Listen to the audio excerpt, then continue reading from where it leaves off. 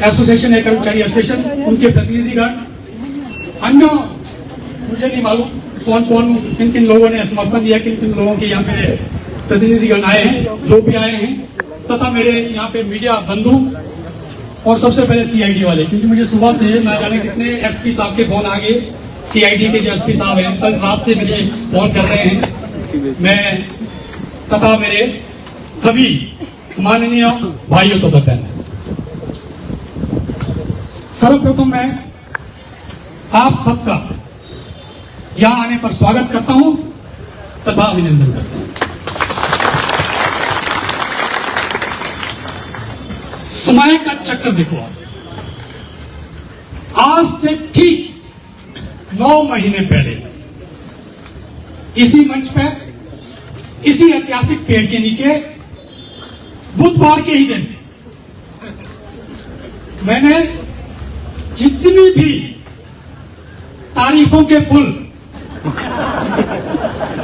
भाई रुक तो जाओ, माननीय मुख्यमंत्री के बांधे थे, अभी मेरे सामने सामने एक एक मेरे साथी ने ऐसे ध्वस्त कर दिए, दुख भी हो रहा है, दर्द। आज से ठीक 9 महीने पहले मैंने आपसे कहा था कि आज खुश तो बहुत हो गया, लेकिन मैं आज बड़े ही भारी मन से कह रहा हूं कि आज खुश तो बिल्कुल नहीं हो गया,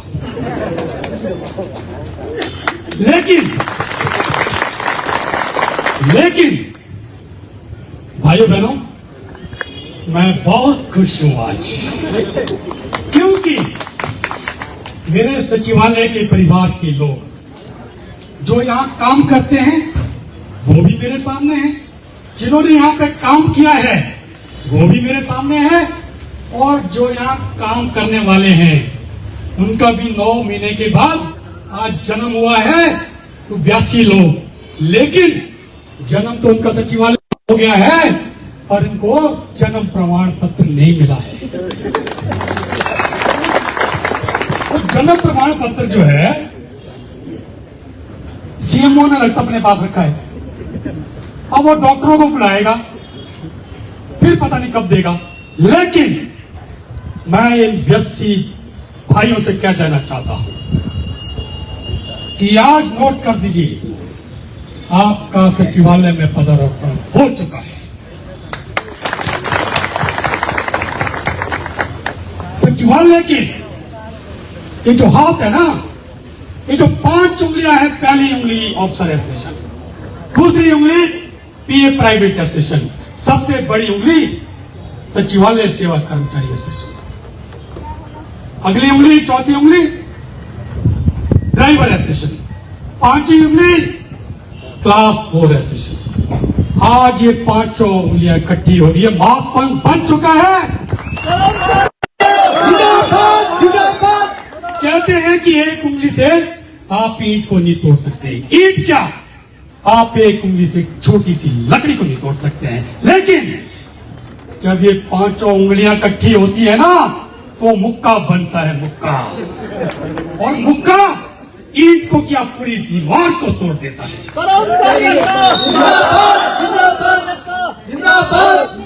अब दीवार की बात आई, मैं फिल्म वाली दीवार की बात नहीं कर रहा हूं, दीवार की बात आई तो कुछ महीने पहले मैं देखो जरा यार, ये 2 मंत्री यहां बैठ रहे हैं, जिनके जो कमरे कैसे बन रहे हैं, तो देखा वहां पर नई खिड़कियां पड़ी हुई थी, नए दरवाजे नीचे फटी हुई थी, दीवारें टूटी हुई थी, ऐसा लग रहा था कि मानो ये दीवार चीख चीख के बोल रही है कि अभी तो मेरा श्रृंगार भी नहीं हुआ है, मुझे जो है ना तोड़ दिया। ऐसा सचिवालय प्रशासन होश में आओ, होश में आओ, होश में आओ, सचिवालय प्रशासन होश में आओ, होश में आओ, होश में आओ। उन दरवाजों को देख के ऐसा लग रहा था कि दरवाजा चीख चीख के बोल रहा है कि अभी तो किसी ने दहलीज भी पार नहीं किया, मुझे गिरा दिया गया। वो खिड़कियां चिल्ला चिल्ला के बोल रही थी कि अभी तुमने हवा भी नहीं दी, तुम्हें उससे पहले ही गिरा दिया गया।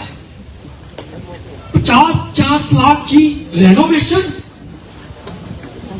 अरे यार, करोड़ में तो बिल्डिंग बन जाती है। 2 महीने पहले माननीय मुख्यमंत्री उस बिल्डिंग का उद्घाटन करते हैं, 2 महीने के बाद रेनोवेशन शुरू हो जाती है। अरे करो आप, पर ये मत बोलो कि मेरे पास पैसे नहीं। अब पता चला कि 1 करोड़ रुपए की ब्यूटिफिकेशन हो रही है। पर ऐसा मत बोलो कि मेरे पास पैसे। पता चला कि वो जो कमरे बन रहे हैं उसमें 18,000 रुपए की लाइटें लग रही है। पता चला कि वो जो कमरे का फर्नीचर आ रहा है ना, वो भी महाराष्ट्र से आ रहा है। माननीय मुख्यमंत्री बोलते हैं मेरे पास पैसा नहीं है।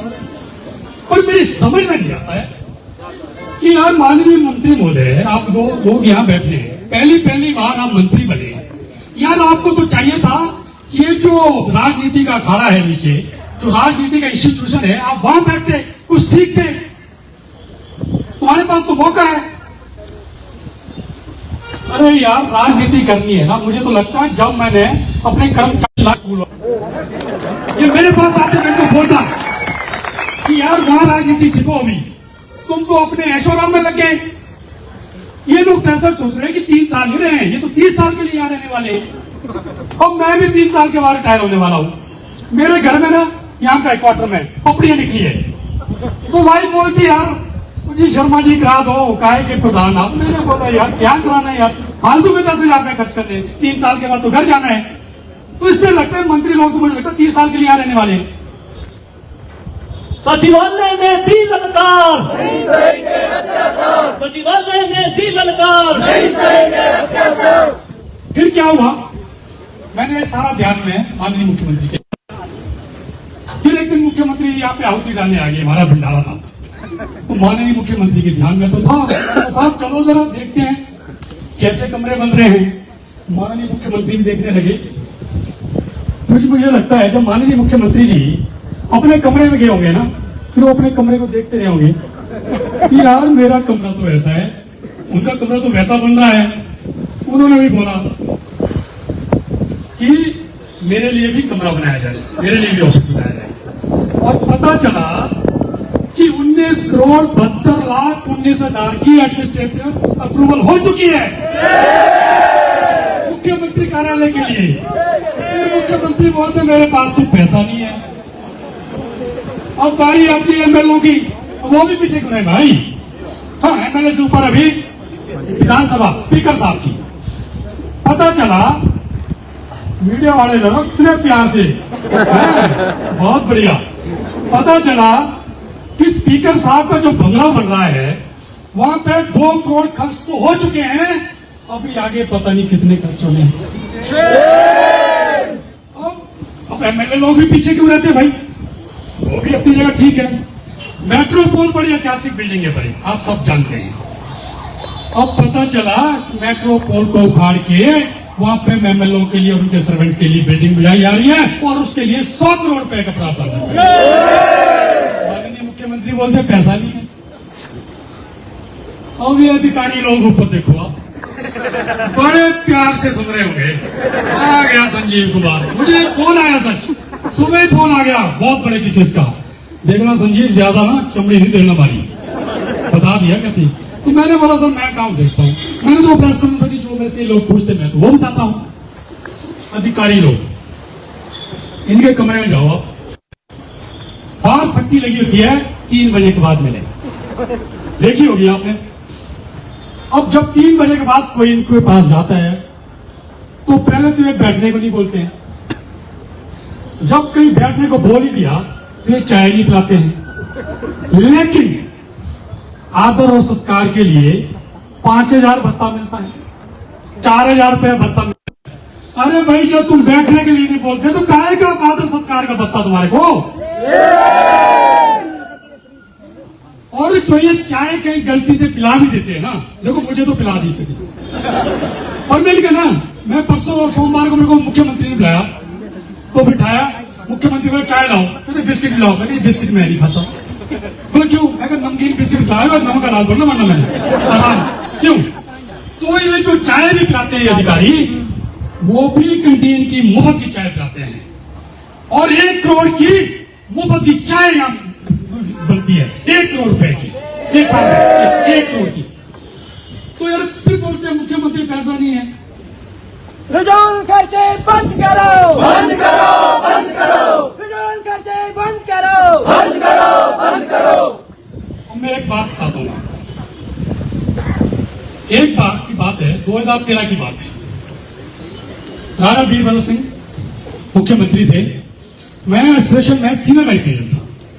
तो पहली बार एक फॉर्च्यूनर गाड़ी ली, पहली बार। उस टाइम उस फॉर्च्यूनर की गाड़ी की कीमत 24 लाख थी, बाकी के बाद 6-7 लाख गाड़ियां थी। वो फॉर्च्यूनर गाड़ी, जब मियाँ जी उधर बैठे, इनका बॉस था, कहते नहीं मैं तो भरमौर का हूँ, भरमौरी साहब, तो मेरे तो वहां पे बड़ा ट्राइबल एरिया, तो मेरे को फॉर्च्यूनर चाहिए। तो मुख्यमंत्री के ऊपर दबाव डाला, तो फॉर्च्यूनर गाड़ी ली गई 24 लाख की। मेरे यहाँ पे नए नए आप लोग कर्मचारी थे, कॉन्ट्रैक्ट पे आए थे, इनके लिए सचिवालय भत्ता हमको चाहिए था, और साथ में पेन ड्राइव की डिमांड कर रहे थे। तो मैंने इस मंच से कहा था कि क्या जरूरत थी 24 लाख गाड़ी लेने की, जब आदरणीय मोदी जी 9 लाख की स्कॉर्पियो में घूम सकते हैं, जब आदरणीय श्रीमती जी सोनिया गांधी जी 12 लाख की टाटा सफारी में घूम सकती है, तो इनके लिए 24 लाख गाड़ी ले गई। आप इनके लिए 9 लाख की स्कॉर्पियो ले लेते, जो 15 लाख बचता उससे मेरे कर्मचारी को सेक्टर पे दे रहे थे। वो वीडियो मेरा बहुत वायरल हुआ। तो वीडियो जब राणा साहब ने देखा, उन्होंने पूछा, पहले तो मंत्री सारे चले गए वहां पे, भरमौरी जी चले गए, देखो ये कौन आदमी है, क्या है, किस तरह से बात कर रहा है, क्योंकि अभी भी होगी ये बात कि कौन है बात बोलने वाला, मंत्री वो पूछेंगे। तो गए भरमौरी साहब उनके पास, तो और मंत्री भी है, हमने वहां भी चाहिए थी। तो उन्होंने बुलाया प्राइवेट सेक्रेटरी को, कौन आदमी है ये, कहते प्रधान है यहाँ का। बोले प्रधान तो नहीं है, प्रधान कहाँ है, बोला मालूम नहीं प्रधान तो कहाँ है। बोले जो ये आदमी उसको मेरे पास पेश किए जाती है बजे। मेरे को बुलाया गया और मेरे को कहा दिया कि माननीय मुख्यमंत्री तो बहुत गुस्से में। मैं कहा क्या हुआ, क्या स्टेटमेंट दे दिया आपने यार, मेरे एसोसिएशन वाले मुझे बोलने लगे। तो मैं कहा भैया मैंने तो सीधा सीधा बोला, सच बोला कि मेरे जो कर्मचारी आए हैं कॉन्ट्रैक्ट वाले, उनको सेक्टर पे चाहिए थी। और आलू वाली के पास जैसे पहुंचा, आलू वाली बोले कहते हैं यार शर्मा जी क्या बोल देते आप। मैं कहा हम तो जो बोलते हैं सच बोलते हैं, सच के सिवाय कुछ नहीं बोलते। बोला बताओ आप अंदर 3 बजे। मेरे को अंदर ले गए मुख्यमंत्री मेरे पास, मैं चैपा हुआ, डरा हुआ थोड़ा सा एक्चुअली। जैसे ही बैठा माननीय मुख्यमंत्री बोला सारे लोग बाहर जाओ, हम 2 की 2 बात करेंगे। और आप विश्वास नहीं कर, मेरा काम शुरू हो गया। फिर क्या हुआ, माननीय मुख्यमंत्री को ये तो उन्होंने बता दिया कि ऐसा ही है, मुख्यमंत्री कार्यालय में ही है, निर्मल का लड़का है, हमारा आदमी है, क्योंकि ज्यादा नहीं डांटना, मतलब इस तरह से बोल दिया था। डरा हुआ तो था, मैं बैठा, माननीय मुख्यमंत्री बात, मैं कहा महाराज बोलो, तुमने ना बहुत बढ़िया बोला।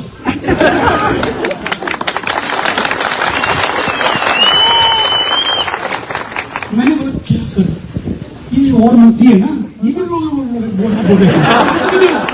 कौन सी गाड़ी है ये क्या कौन सी है, मैं कही वो फॉर्चूनर। हाँ ये बोल रहे थे मार्ग में 2 फॉर्चूनर, बहुत बढ़िया बोला तूने, तो जब कोई नहीं आएगा मेरे पास।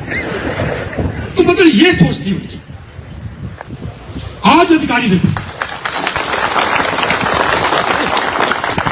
मैं अधिकारियों पे आता हूं, सरकार भत्ता ये लेते हैं। अब टेलीफोन भत्ता, आप मेरे को ये बताओ कौन सा नेटवर्क है जिसमें 500 से ज्यादा का रिचार्ज करना पड़ा। टेलीफोन भत्ता कितना मिलता है भाई साहब, एमएलए को जो मिलता है 15,000 रुपया, मिनिस्टर को 20,000 रुपया, और ये जो अधिकारी है ये भी कम नहीं है, इनको भी 4650 रुपया, क्योंकि प्रदेश का सरकार जो बहुत अमीर है भाई, जहां 500 का खर्चा है वहां पे 20,000 रुपया देते हैं ये टेलीफोन अलाउंस। और माननीय मुख्यमंत्री बोलते मेरे पास तो पैसा नहीं है। अधिकारी लोगों की मेरे को एक बताओ, इनकी धर्मपत्नी के भी शिमला से बाहर कोई स्टेशन देखा, जितने भी आई अफसर है, किसी की बीवी आईएमसी में, किसी की डेंटल में, किसी की आरकेएमवी में, किसी की कोटशहरा में, किसी की संजौली में, अगर सीट नहीं मिली तो डायरेक्टरेट में। फरमान यहां से जारी होता कि उसकी प्रमोशन होगी जिसने ट्राइबल सर्व किया होगा। किसी आईएएस की ऑफिसर ने ट्राइबल देखा भी है, देखा तो होगा मियां जी के साथ बड़ी सी 50 लाख की गाड़ी में चला। अभी मेरे भाई बोल रहे थे कि 50 लाख की चीफ सेक्रेटरी की गाड़ी है, कैमरी गाड़ी है, कोई पता नहीं कैमरे यूनिवर्सिटी से लाई है, कहां से आई। अरे भाई कसुमती से तुमने यहाँ आना 50 लाख की गाड़ी नॉर्थ ऑफ से यहाँ एक गाड़ी होती तो ये कौरव भाई साहब हो रहे थे कि सीपीएस के पास इनके पास 3-3, 4-4 गाड़ी, इसका खर्चा नहीं दिखता है। मैं आपको एक बात और बताऊं, हमने कहा था माननीय मुख्यमंत्री महोदय को, मैंने कहा आपके सामने भी सुझाव दिया था कि 5 डे वीक कीजिए, 5 डे वीक कीजिए। कहा हुआ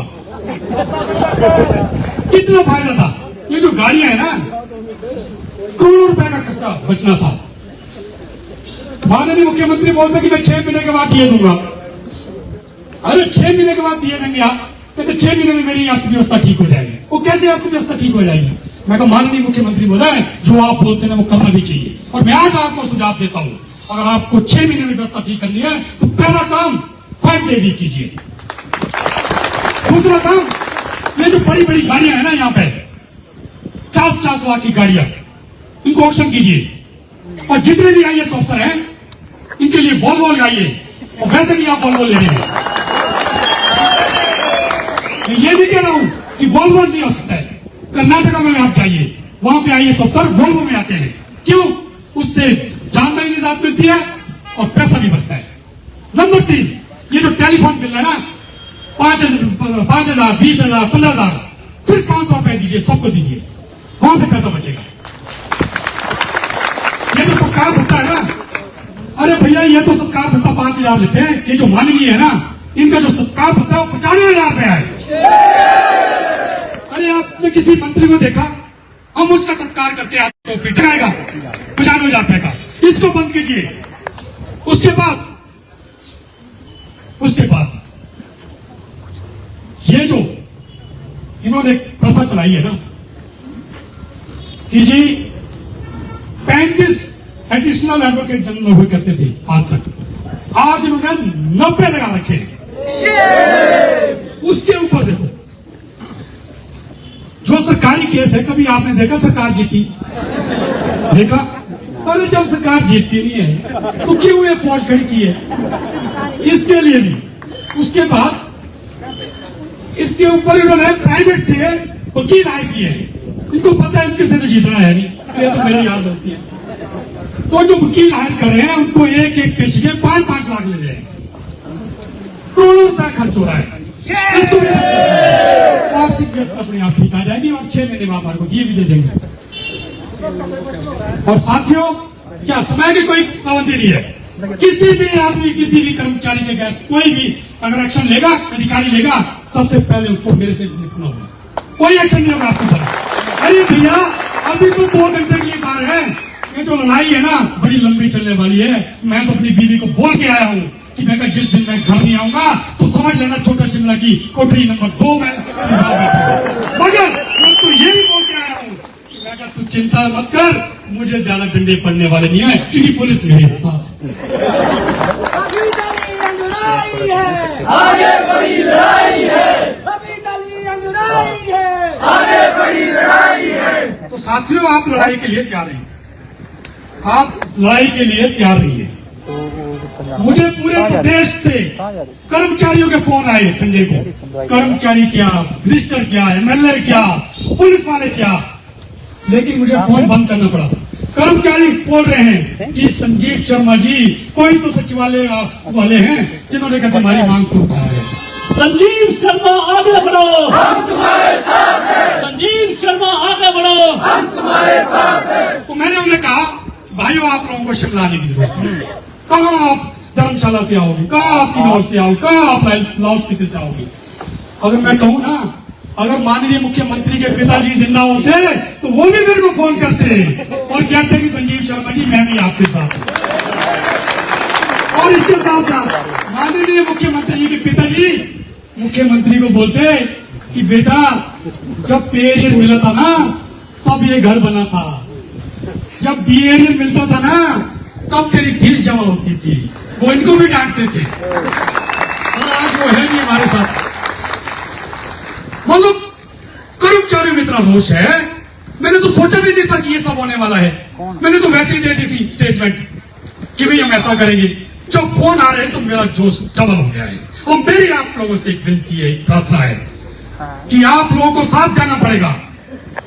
मैंने आपसे 200 मांगे थे ना, अब वो 200 देने की बारी आ गई है। ये संजीव कुमार मर जाएगा, मिट जाएगा, पर झुकेगा नहीं।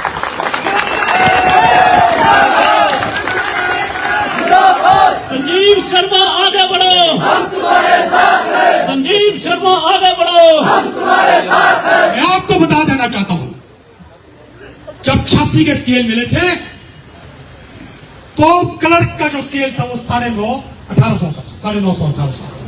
तो यहां से 22 गाड़ियां, हम चंडीगढ़ गए थे, मेरी 1 साल की नौकरी थी, 90 की बात है।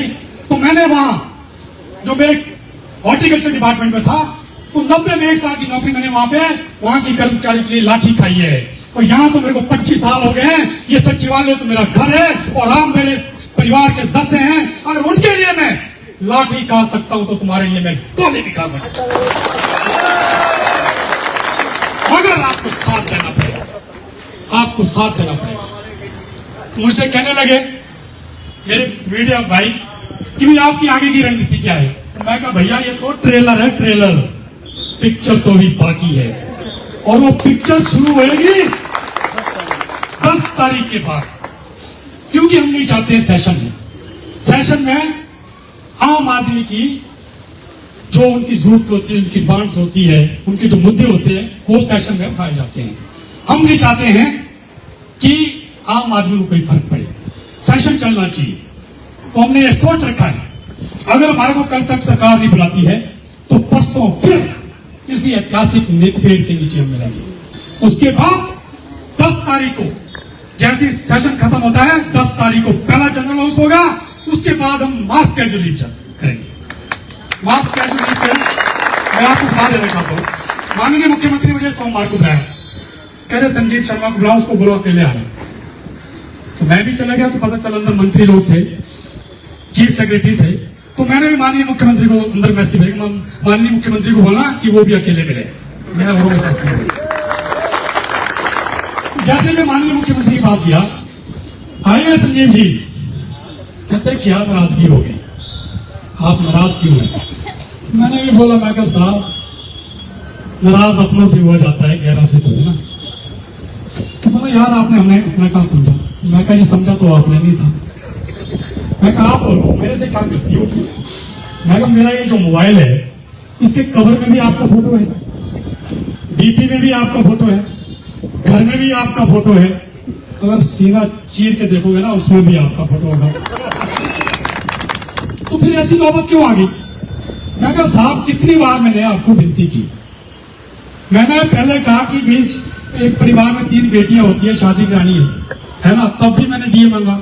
इस बार पिछली बार जिस बार डीए मैंने मांगा तब मैंने कहा साहब अपने ससुराल जा रहे हैं, तो वैसे तो पता है कि ससुराल वाले ज्वाइन को खाली आप ही छोड़ते हैं, तो आपने व्यवस्था परिवर्तन का नारा लाया है, तो क्यों ना आप अपने ससुराल वालों को 4% की किस्त देते हैं। तब भी आप माने नहीं। तो मैं जो हम होते हैं कर्मचारी नेता, हमारा फर्ज होता है अपने कर्मचारी की भावना को आप तक पहुंचाना। और किस तरीके से पहुंचाना, यानी कि अगर प्रभावी तरीके से पहुंचाई जाए, तो मैं मुझे लगा मैंने बड़े प्रभावी तरीके से आपके पास डिमांड है आपको पहुंचाई, लेकिन आपके कानों में तो जो भी नहीं रोकती लैंग्वेज। तो बोले कि ऐसा करते हैं, तुम बैठ जाओ, क्या क्या तुम्हारी डिमांड है? डिमांड तो बाहर ही होगी 21 को। बोले नहीं तुम 21 को नहीं जाओगे, मैं 21 को मैं बाहर जाऊंगा, जो भी बात होगी वो 21 के बाद होगी और मेरी पूरी कन्फेडरेशन के साथ होगी।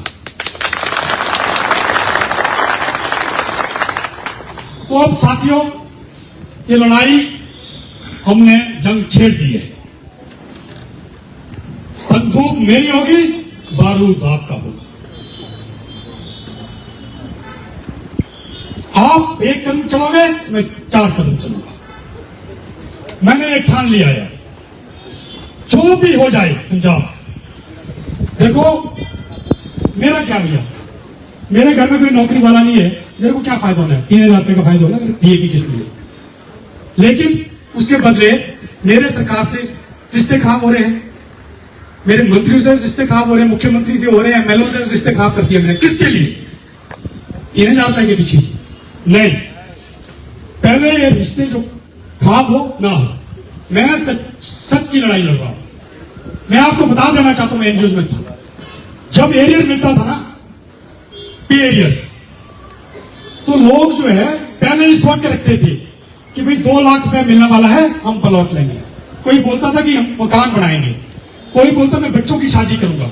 जब 86 का एरियर मिला था, 2-3 लाख 90 में जब एरियर मिला था, ये जो शिमला में 15,000 कर्मचारियों के घर है ना यहाँ पे अपने, ये मैंने तब बनाए थे, क्योंकि तब सब कर्मचारी ने यहाँ पे 2-2 लाख से प्लॉट लिए थे। आज यहाँ शिमला में पूरे प्रदेश के कम से कम 15 कर्मचारी हैं जो रिटायर्ड हैं, उनके यहाँ पे घर एरियर से मिले थे। तो पहले एक मुश्त एरिया दिया जाता था। कैसे दिया जाता था? क्योंकि तब वो मुख्यमंत्री के लिए उड़न कटोला नहीं होता था, मुख्यमंत्री भी 2 लाख की गाड़ी में चलता था।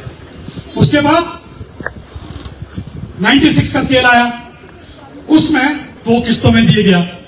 कैसे दिया गया? क्योंकि फिर वो मुख्यमंत्री उड़न कटोले में उड़ने लगे। उसके बाद तीसरा जो पे एरियर मिला वो 16 का मिला, फिर तो और भी क्या कहते 6 में मिला, 2006 का। फिर और भी स्थिति खराब हो गई, क्योंकि फिर जो है ना ये अधिकारी लोग हैं ये बड़ी बड़ी गाड़ियों में घूमने लगे। अब जब ये 2016 का एरियर है, ये तो मिल ही नहीं रहा है। अरे भाई कैसे मिलेगा? 3 लाख की 4 लाख की घूमने में गाड़ी में घूमने वाला चीफ सेक्रेटरी के पास 50 लाख की गाड़ी है। ये जो पहले पुरानी गाड़ी हुआ करती थी स्कीम में, वो तो नजर ही नहीं आती। वो देखो पर सारी लंबी लंबी लंबी लंबी गाड़ियां, तो भाई कहां से एरियर मिलेगा तुम्हारे को भाई? तो अब तो एक ही तरीका है, अब तो भाई जंग लड़नी पड़ेगी।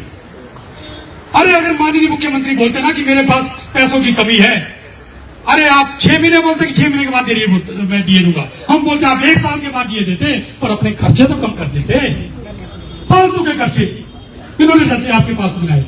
तो इसलिए साथियों, ये जंग अब शुरू हो चुकी है। आपसे मेरा सभी भाइयों से दोनों हाथ जोड़ के निवेदन है कि आप पूरा साथ दो। और जो साथी लोग ऊपर से देख रहे हैं ना, आज तो आप देख रहे हैं, कल से अगर मुझे लगा पता, अगर हम बाहर हुए, अगर 50 लोग भी अंदर हुए ना, तो मैं भाई साहब अंदर चले जाऊंगा। और आपको ये सोचना है, जो हमने रणनीति बनाई है, परसों हम जनरल हाउस फिर से करेंगे, नहीं बुलाएंगे। उसके बाद हम सेशन के बाद 10 तारीख को हम जनरल हाउस करेंगे, उसके बाद हम मास कैजुअल लीव लेंगे। मास कैजुअल लीव के बाद भी अगर सरकार नहीं जागी, तो भैया मैं संजीव कुमार यहाँ पे अड़चन पे बैठ जाएगा और झुकेगा नहीं। संजीव शर्मा आगे बढ़ो।